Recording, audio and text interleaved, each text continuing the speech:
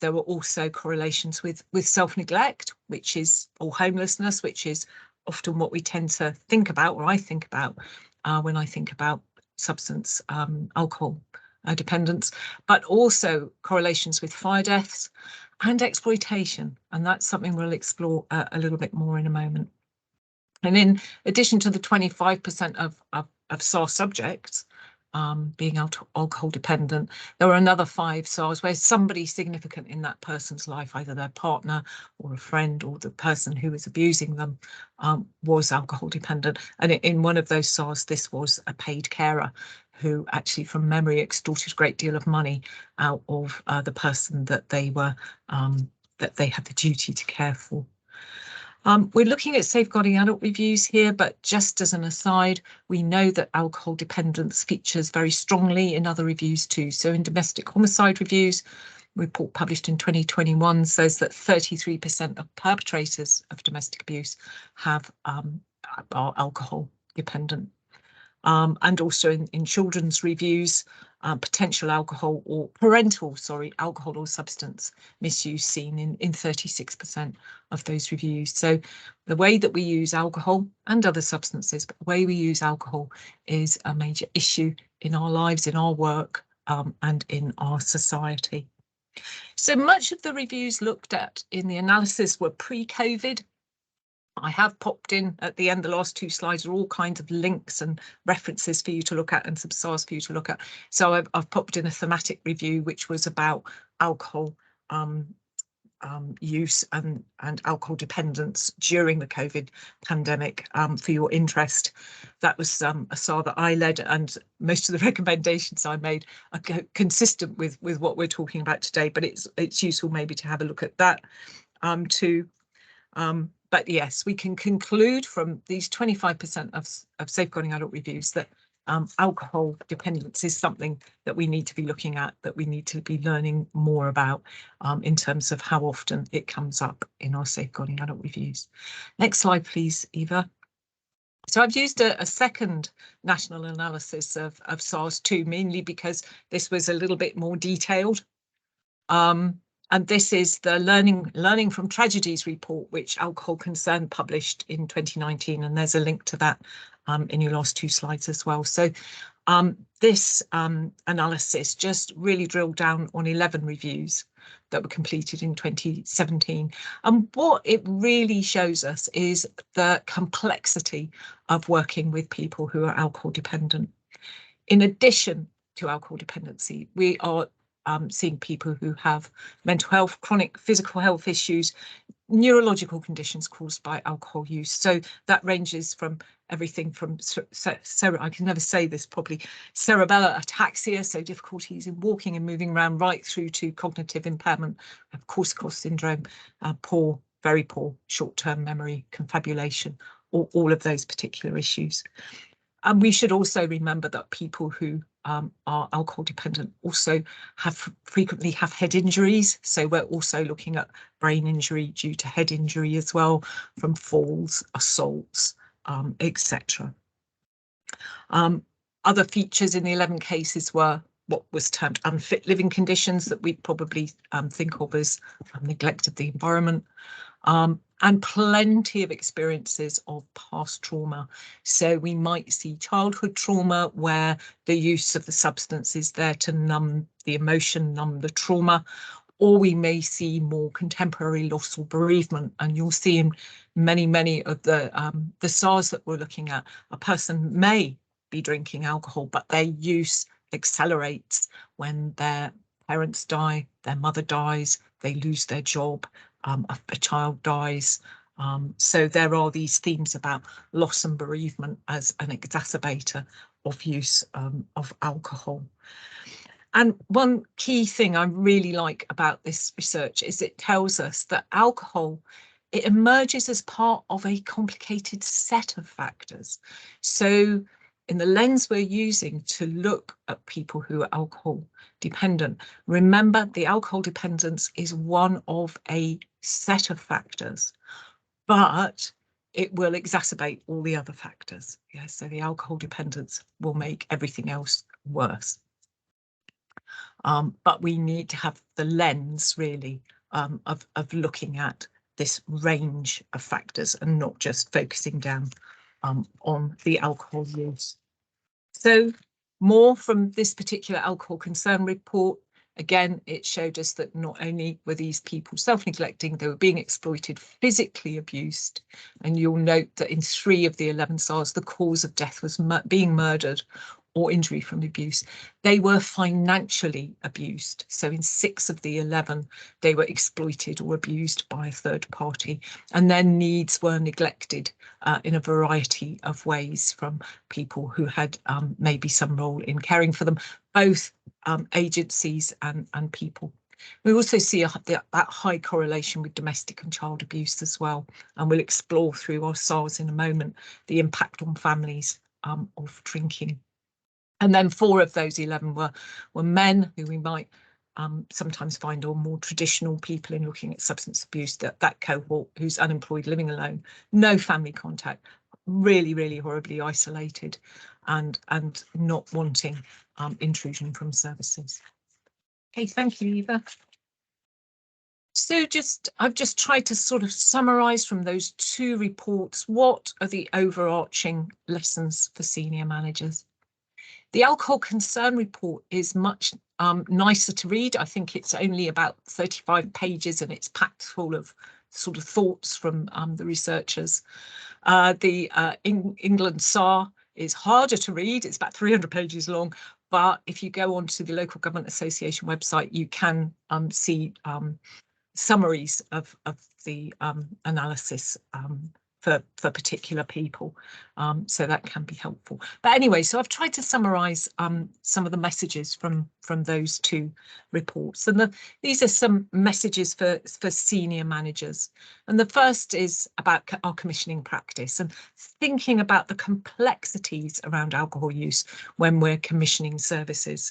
So these reports tell us that we need to be thinking about the idea of dual diagnosis when a person has both mental health issues and alcohol substance use, and drugs would come into this as well. So what we see in a lot of the SARS is people being passed from service to service, so they cannot access mental health services until they have detoxed from their alcohol, till they're no longer using alcohol. And vice versa. So they end up in this kind of vicious cycle. They can't stop drinking because of the mental health issues and trauma and all the rest of it, but they can't access counselling at one level or secondary mental health services at another level because of their alcohol use. So they end up in this kind of horrible cycle. There's also something about, in the reports, consistency in alcohol services. So, not to have continuous procurement and commissioning efforts, trying to retain similar services for people over a period of time, because we know that it takes some time for people who are alcohol dependent to trust, to make relationships, that they will relapse but then come back again. And so it's quite important to have consistent services and consistent staff. And about, can we commission the kind of services that will work for people who are at the moment not engaging, not frightened of change? So have we got outreach services? Can we go find, and have we left room in commissioning for those drug and alcohol services to be there to support and to give advice and guidance to all the rest of us, without that person being known or open, to be there as something that we very much need for advice and guidance? Because after all, alcohol dependence is something that we will all encounter. It's not a specialist area. It's something that will be threading itself through the work that we do. So the second point of the reports is we all need to be able to improve our understanding of alcohol use, where to get advice and specialist support, depending on our role. And so our understanding needs to be consistent with the role and responsibilities we've had. For some of us, we might need extra training about trauma-informed or trauma-aware responses, but also about motivation, how to support a person's motivation, when to spot those opportunities where motivation is high, and how to use ourselves really in developing motivation. And if you have any motivational interviewing training in Hertfordshire, grab it, because that's really, really important in working with people who are alcohol dependent. Some of the safeguarding adult reviews were saying we need good communication between strategic and operational managers, because often the operational managers don't know what resources are out there, or they don't know there's been a new development, say a blue light panel or a specialist forum for this, that and the other. So it's really important that everybody, the people who attend the SAB and the people who are managing services, all know very clearly what's going on and how to access. And then we have the knotty problem of legal literacy, which is really, really quite challenging in this area. So as senior managers, we need to make sure that our staff have that really good access to legal literacy around how we're going to work with people. So we have challenges, do we not, around the idea of fluctuating capacity. We have challenges around the neurological issues that I was talking about, brain injury, Korsakoff syndrome. We have challenges around, and I'll talk about ASAR later on, that really talks about how alcohol itself can change the way that your brain is structured and what impact that might have. And an emerging theme, I think, about the idea of alcohol and drugs, not in relation to capacity, but in relation to duress, coercion, the idea of addiction as a coercive element in decision making. So this area, happily, I think, is beginning to be explored and evolved. You know, where do we stand legally? How are we going to use the Mental Capacity Act? How are we going to use other forms of legislation? What can we do and what can't we do? Is an evolving field, and I think we can all welcome that, really. But we do need access to that good legal literacy. And in many areas, we need clarification as to when alcohol dependence should be seen as a care and support need. And I'm happy to notice that that is not the case in Hertfordshire. The Hertfordshire guidance is very clearly saying drug and alcohol misuse, substance misuse can constitute a care and support need, depending on how it's impacting on that person's ability to care for themselves. And that's very welcome. You would be surprised how many local authority safeguarding services still do not recognise substance misuse as something that can constitute a care and support need, but that is not the case in Hertfordshire. Another slide, please, Eva.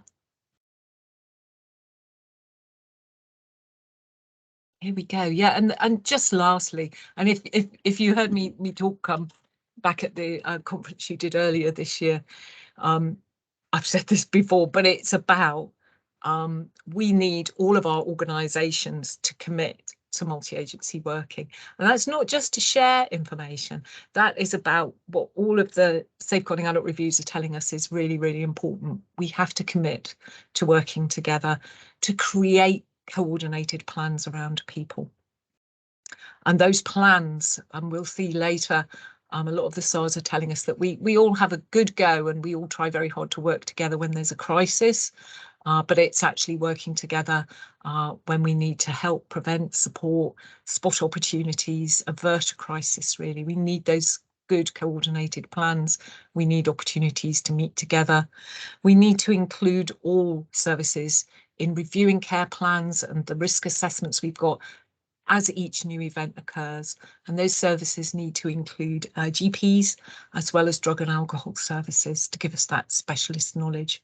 GPs in particular, because they're often holding the ring out in the community and wondering often what to do to help this person.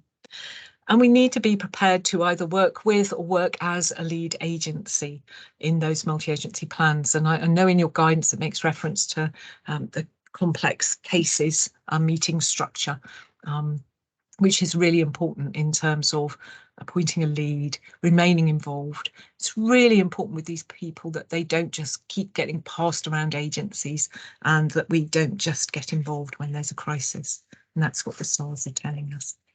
And I have another slide, please, Eva. So messages for practitioners and their managers. So the analyses focus on good practice and practice shortcomings, and good practice is often comes through very good care and support assessments, and I'll talk later about the importance of holistic assessment, good risk assessments, good mental capacity assessments, and that monitoring and treatment for physical health issues which so frequently arise with alcohol dependence. Good liaison with drug and alcohol teams. Drug and alcohol teams can give us advice, can give us support, and that information sharing. Next slide, please, Eva. But let's, as we love to do in SARS, focus on those shortcomings and turn them into good practice, really.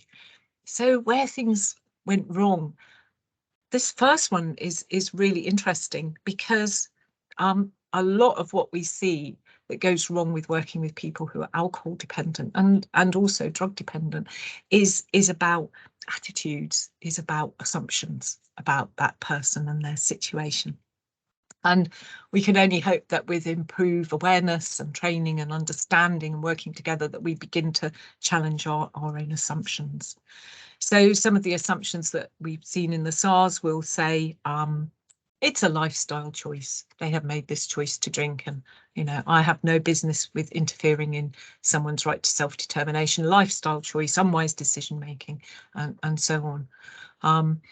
And the challenge then back to that is that when you are truly alcohol dependent, you have no choices left.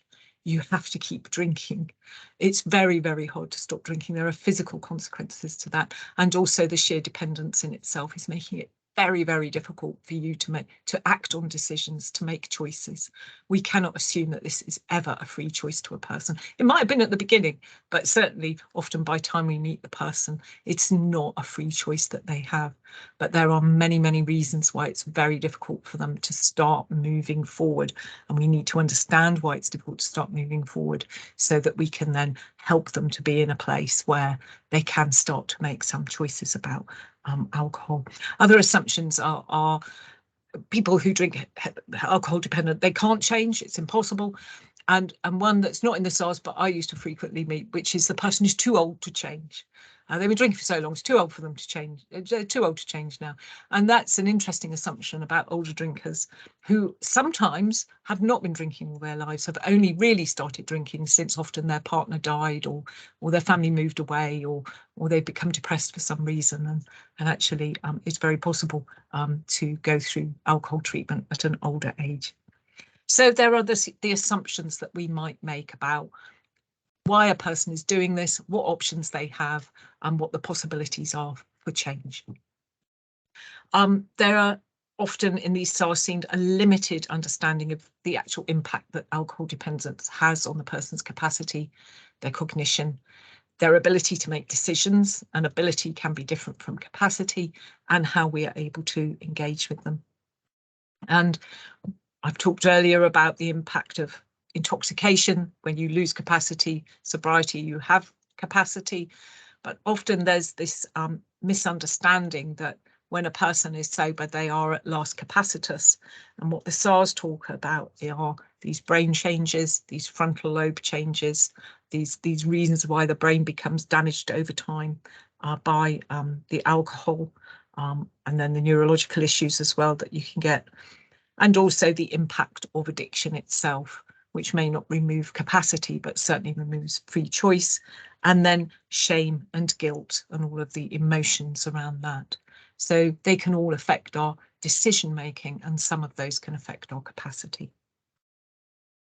Many of the SARS talked about the lack of holistic assessment, the looking not just at the person's mental health, substance misuse, but also their physical health, their networks, the impact on their family, and the impact on their environment, and the impact on their hopes and dreams, and all of those things.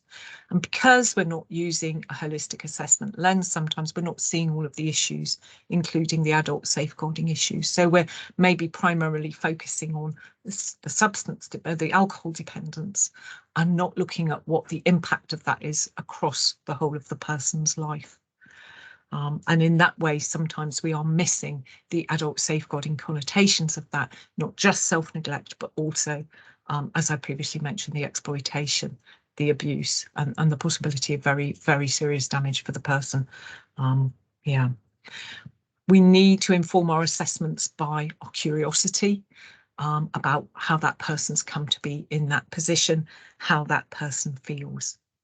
We also need to be respectfully curious about what the person is telling us. So it's very, very often people who are alcohol dependent will minimise to you how much they are drinking. And they will do that often because they feel very ashamed about how much they are drinking, and they do not want you to stigmatise and reject them straight away. So we have to not fall into that, oh, I drink a bottle now and again, or no, I've given up. I just had a glass the other day, but apart from that, I'm fine, when actually everything you're looking at is telling you that there is still a serious problem here. We mustn't fall into the trap of being over optimistic and being soothed by the idea that everything is now okay. We have to strive to convey to that person, to make that respectful relationship, that we are not going to think less of them because they tell us how much they are drinking. And we need to really understand the impact of alcohol on relationships, the loss, but also what the alcohol use has done to that person's relationship. Okay, so that's some of the things that SARS are telling us. I'm just thinking that now we can drill down and look at a few of the SARS. I tried to choose ones that were published this year or last year in the hope they give us some post-COVID kind of SARS, but a lot of them, because COVID delayed the reviews so much, a lot of them are still kind of pre-COVID.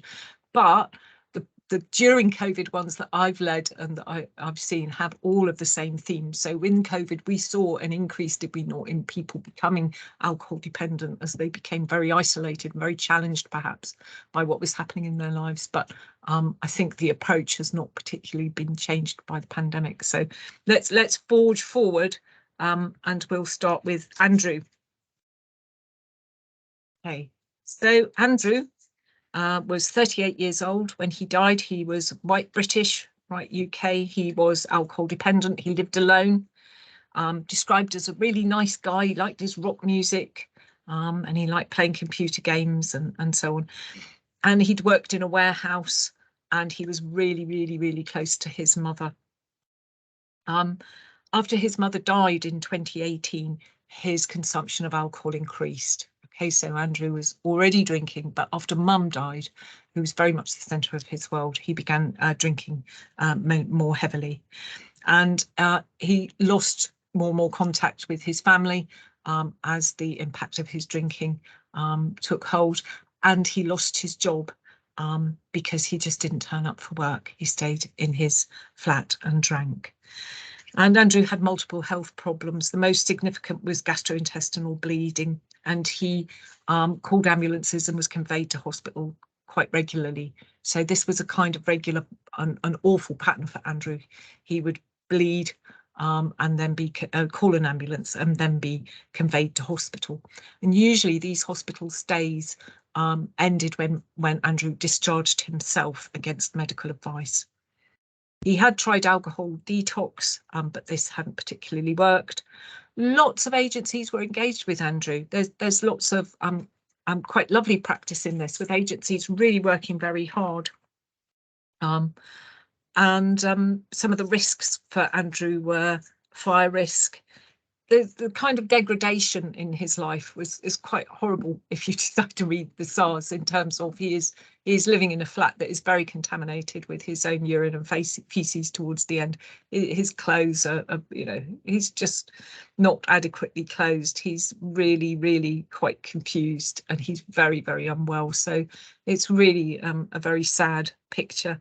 And at 38, agencies are also looking at the idea that he's got neurological damage from his alcohol use, and he's also quite frequently self-harming. So really hard reading, and Andrew is having a really awful time. But some of the things the SAR says, whilst really praising some really, really good work here, is that so we're doing what we need to do. We're working patiently with Andrew at his pace, but we don't seem to have any contingency plans over those moments of motivation. Those times, so we know he has a pattern of hospital admissions, those times when we might be able to work differently in some way to increase his motivation and to look at ways he might change. We didn't have any work done with Andrew when he wasn't in crisis about planning for change. We didn't have any agreed contingency plans that we could use when there were moments of opportunity or indeed moments of crises. There was some really, really good work just before Andrew died. There had been what they call a stop the clock meeting. So all of the agencies involved with Andrew had gathered together and really looked hard at what they were doing with him and concluded that they would all get involved and react to crises. And they resolved that they would start working in a more preventative way with Andrew and look at those ways that he might want to change and look at contingency plans. But sadly, I think Andrew died the next day. So Andrew is just an example, if you like, of how we can begin to work together, but actually we need to be quite focused in working with the person about making plans around potential windows of opportunity. Okay, so I think next one, because I think Andrew's got another slide.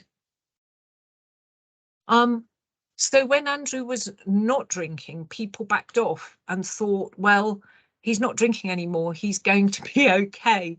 When actually alcohol use was just the indicator really of how Andrew coped with the miseries in his life. So it was also about looking at his bereavement and his trauma and trying to work with him around that, someone who we might trust and know.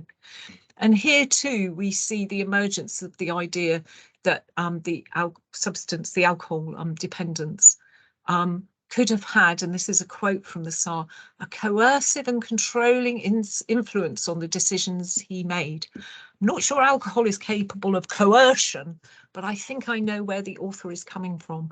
It's about, you can't expect Andrew to make these very wise decisions when he is really motivated by his addiction, his overwhelming and terrible addiction. So Andrew's also interesting. This Tsar, as well as others, refers to the brain damage caused by long-term alcohol dependence.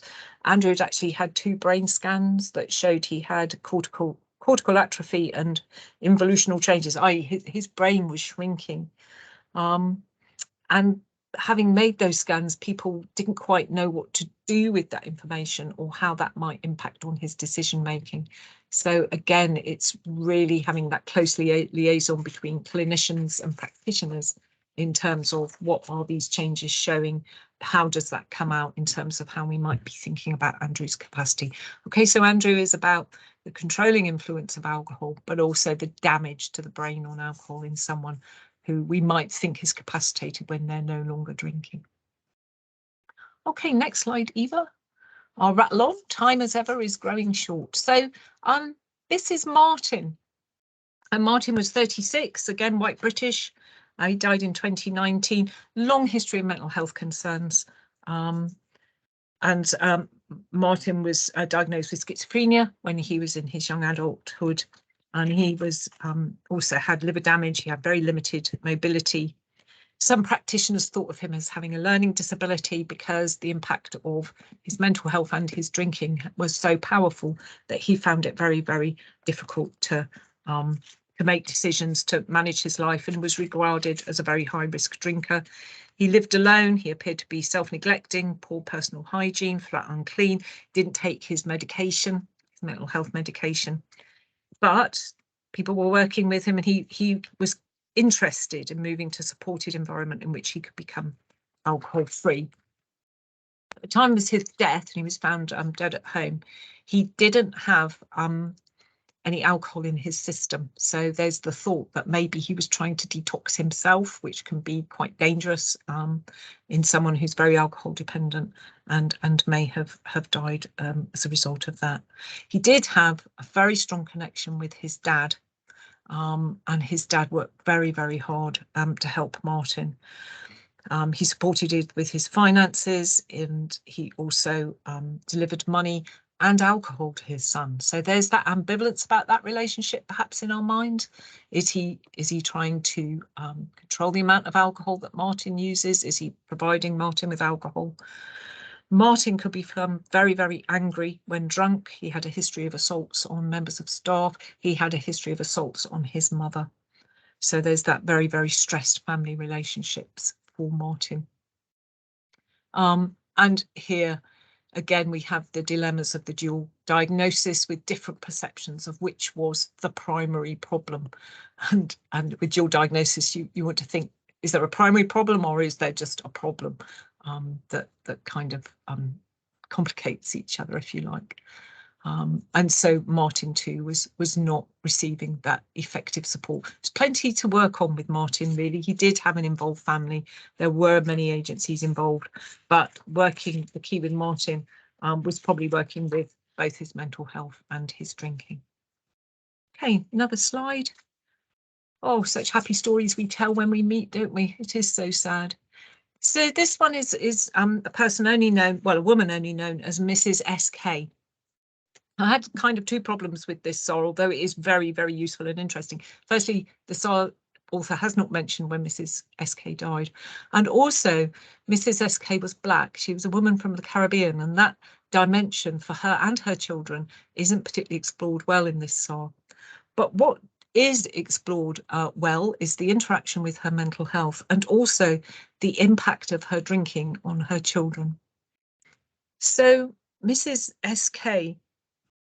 was, I mean, it's really quite difficult reading in a way, in that she was a very, very frequent caller of ambulances and attender of hospitals and user of service. So she is someone where you can say working together and doing some preventative work with Mrs. SK would have actually saved much time and resource in the long term. This is true of many people who are alcohol dependent. It's particularly true of Mrs. SK. And so she needed some good preventative work and engagement. Agencies really were not keen to engage with Mrs. SK.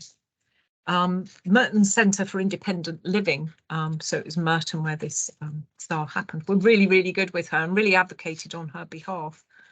But when she was referred to both the local authority and other agencies, she was seen as somebody who, again, was making unwise decisions, but also manipulating professionals, knows alcoholism is ruining her health, but does not wish to engage with her. So she was very stigmatized and labelled, really, as somebody who for a long period of time had used alcohol.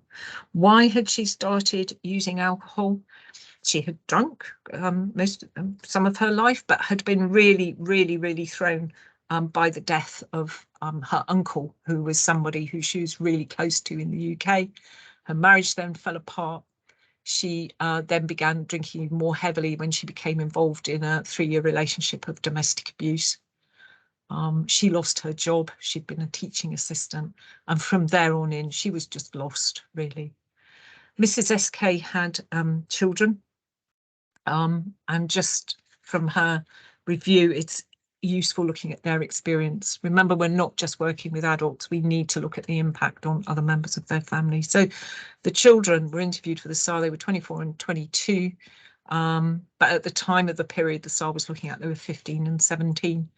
Their needs for support were never recognised. They didn't receive any help in looking after their mum, so it was just them and their mum at that time. They were aware that their lives were not normal.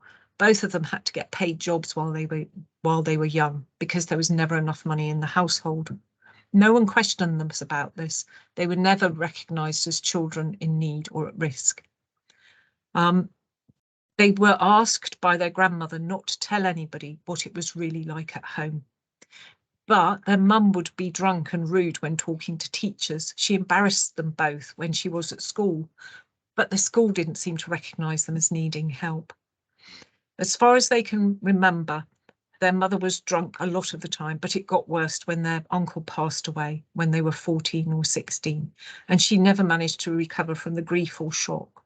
Before this, she used to do some cooking and enjoyed making meals, but she lost interest. The children had to cook their own meals, and they also were trying to encourage her to eat during this period. So these children grown old through living with someone with alcohol dependence and describing what their lives might be like. There are national charities for the children of people who are alcohol dependent. And you may also have something local in Hertfordshire. It's really worth checking that out, not just for, you know, children under 18, but also for the adults, children of people who use substances, because the impact and trauma on them is quite great. So going back to Miss SK, again, we have this idea of perhaps we could use the Mental Health Act. Under the Mental Health Act 2017 amendments, alcohol dependence is now seen as a mental disorder, but we'd be looking at using the Mental Health Act when there were other mental disorders accompanying that. So alcohol dependence would become part of that. And I think the reviewer has thought that at certain crises point in her life, it may have been useful to look at assessing under the Mental Health Act. So again, that's something to seek advice on, really, with somebody who's very unwell, very mentally unwell, and also using alcohol. Right, next slide, please, Eva. And the last person is Tom, who sounds absolutely lovely. He was 61 when he died. He was murdered at home by a man that he had taken in. He's described, and he had a partner who, Lindsay, I think I've mentioned her there, who was really, really committed to Tom and often interceded on behalf of Tom and on behalf of agencies with Tom. So she was trying to be an intermediary for Tom, really. He was a kind and caring man who used to work with a charity. He had a very responsible position working in the charitable sector. He misused alcohol. He lost his job because he was drunk at work. He lost his relationship with Lindsay, and he began living at this particular address. He began to associate with a group of men and women who also was alcohol dependent, and that formed a bond between them. So Tom was very sociable. He liked being with people. Alcohol became the bond. People began to frequent his flat often, some with his permission, but some not welcome. And over time, he had a lot of possessions stolen. He had money taken. He was financially abused, and ultimately he was murdered. Tom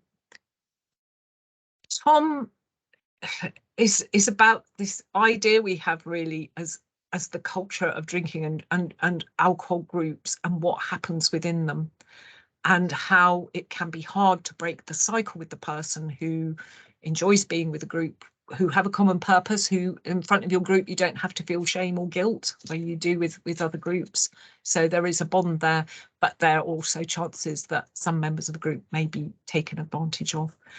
The key here sends us right back to how we understand a person's networks, how we work with their family. And here the reviewers felt that it would have been really, really helpful to work closely with Lindsay and with Tom and Lindsay to look at how Tom might move on, at least from the address that he was at, which had become very well known as a person to stay. Acknowledging a place to stay, sorry, acknowledging that Tom was really attached to that flat and to his past, but that Lindsay, the person he was attached to because of that flat, could have been very helpful in looking at a different kind of future with Tom. But in the event, Lindsay was not, her role wasn't recognised. She wasn't particularly closely worked with by agency. So that's a whistle-stop tour around some very sad safeguarding adult reviews. If you want to read more, no, sorry, go on, Eva. There's some links in the last two slides, and the links are to the National SAR library, so that will prompt you then to maybe go and look at the library. Sorry, go back up, Eva. Where are we? So what next? Yes. So what kind of development, what kind of staff development do we have on offer to help us understand the situation of people who are alcohol dependent? It's important for the SAB to not only know that there is staff development available, but also find out, has understanding improved, and what changes have services made as a result of better understanding about alcohol dependence and about the best approaches to work with them. And are alcohol and drug users referenced in all of the policies, procedures and guidance, because they're often an invisible group. You'll see in some of the SARs how we don't talk much about alcohol in the Mental Capacity Act, don't talk much about alcohol in the Mental Health Act. ditto the Care Act, and yet this is a large group of people that we all work with. So Hertfordshire's made a really good start at really emphasising that we are all working with people who are alcohol dependent. Next slide, please. For SAB and senior managers, where are the resource gaps in Hertfordshire? Is it around dual diagnosis? Is it about places to stay? Is it about outreach teams? Are there gaps here? And as ever, build and support those partnerships. Support the guidance, and you have your new guidance being launched today. Ensure that managers encourage professional curiosity, make sure that everybody knows how to access specialist advice and guidance, and that drug and alcohol services are able and willing to give that. Look at how the other pressures on staff support or don't support them to do this work, and keep thinking, how can we become more alcohol aware, more drug aware, more trauma aware? And then I think we're on to just about the last slide, Eva. And what next for practitioners? Yep, take advantage of that development and guidance. And using support to reflect on any assumptions you might have about alcohol and alcohol dependence. And that, I'm afraid, also involves thinking about your own attitudes to alcohol and what they might mean. So in my work at the moment, I meet many different people with many different attitudes to alcohol. And there was one interesting discussion I had with a social worker elsewhere about an older woman whose alcohol use had led to a number of injuries, including her tragic end. And this social worker was saying, how dare I say that older people shouldn't be drinking to the extent that she was. Everybody enjoys a drink. Everybody's a right to have a drink now and again, and not seeing actually you know, who can stop a person drinking, but what we need to understand is the interaction between alcohol and your physical well-being, especially in older age. But for us, it's about, what do we think about when we think about alcohol? And there's a wide range of stuff, from it's forbidden, it's toxic, through to it's fun and I can't get through the evening without a glass when I come back from work. So how do your own assumptions and thoughts about alcohol influence how you perceive people who are alcohol dependent? Curious, empathy, trauma aware, don't cost money. And it's not only about creating relationships with the person, but also with their families, their friends, their networks, and all our great colleagues in the other services. And if you are struggling to understand the legislation that might apply, how to find out more. And you can find out more by reading some of the references that I have in the slides. Okay, I think that's all. And I think, is it Eva? Next slide, Eva. Yeah, I think that's it, Kate. It. Thank you so so loads much. Of references. I'd say thank you. Really appreciate appreciate the chat.